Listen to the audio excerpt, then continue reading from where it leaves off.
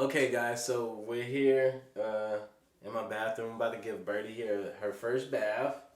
Um, so one thing I want to take note of is she still is growing basically her undercoat. She's not even to the point yet where she's growing actual hair. But, you know, since I've had her and I put her on that raw diet I have started changing her coat. It is a little bit dull still, but, you know, over time when her hair, the second layer of that hair starts to grow in, we should start seeing like little silver pieces of hair come on to her, and it's going to start looking real silver, and that's going to be a good indication that her shiny coat is going to start to come in.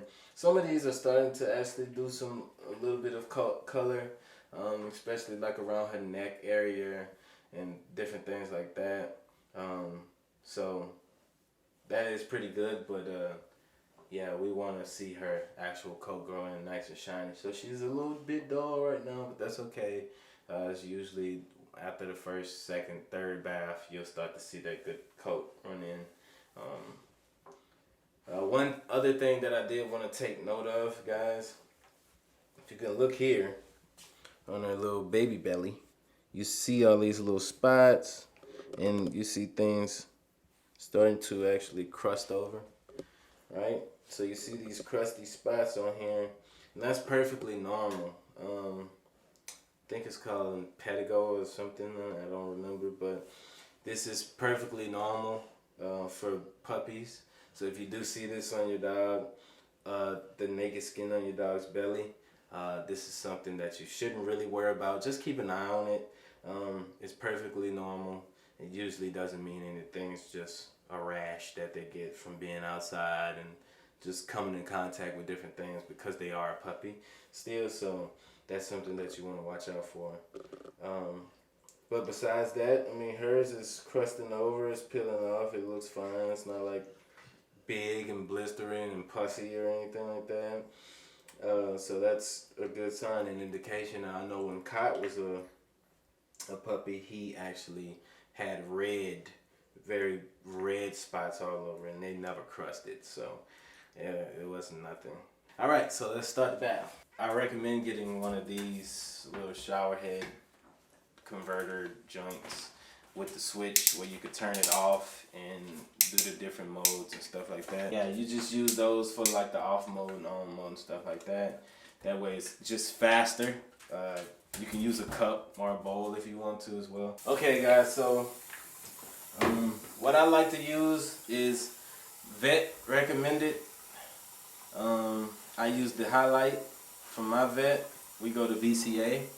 So, and this has the essential fatty acids in here, guys. So basically, this is like giving them omega dosage with their shampoo, and this is going to help with dry skin, and also will help put those omegas in their skin and in their coat, so they can get that shiny coat. So I only use vet recommended shampoo. You're free to use whatever you want to use. I wouldn't go super cheap on the shampoo though.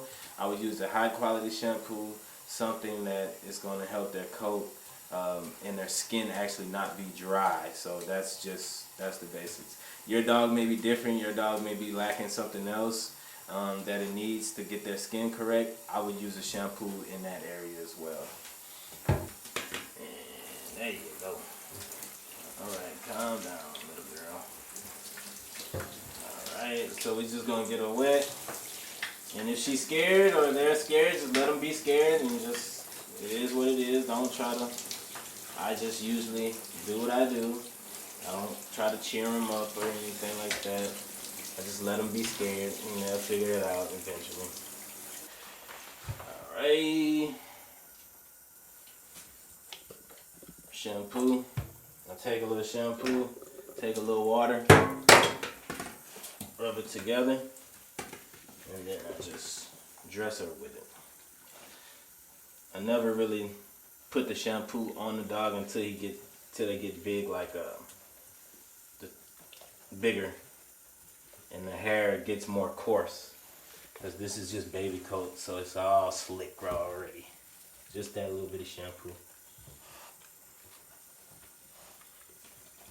Cleaned out. And what we're gonna do is just gonna take this brush and we're just gonna brush her back and forth. Now, what I recommend, and I'll probably say this in another video, guys, but I recommend you brushing your dog every day. At least trying, so they get used to it. Just brush them every day, especially a Rottweiler. You want to brush those dogs every day, or try to, until that coat develops a, you know, its own kind of standing. Because she is very scruffy, and Cot wasn't too scruffy, but she's way more scruffy. Her hair is really stringy compared to his. His was more curly, and he even had little waves on his back when he was a puppy. So, and people used to always comment on, like, look at his waves on his back. So I just use this brush. This is a medium bristle brush. I like the medium bristles because they take the hair out.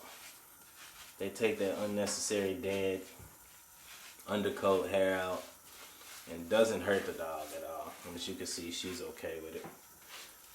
Okay. You just want to get the legs. You want to get the feet. Ooh, you're smooth. You're smooth as a baby's bum. A baby's bum.